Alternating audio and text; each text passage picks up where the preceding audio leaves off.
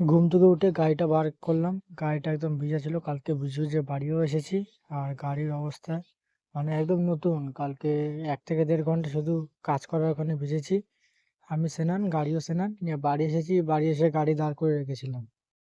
বাড়িতেও গাড়ি দাঁড় করে রেখেছিলাম। রাত ৯টা ১০টার দিকে গাড়ি ঢুকিয়েছি। যতক্ষণ বৃষ্টি হচ্ছিল, ভিজছিল।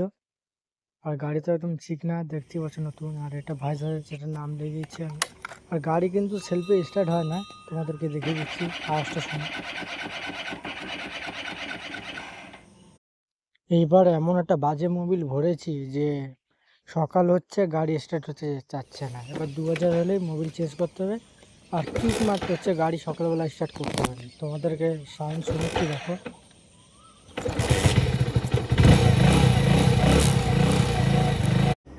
কিক না মারলে সকালবেলা গাড়িটা স্টার্ট হচ্ছে যাচ্ছে না, এমন বাজে মোবিল। দেখি মোবিলটা আমার চেঞ্জ করতে হবে। চলো ঠিক আছে, অনেক বড় ভিডিও হয়ে গেলো। বাই।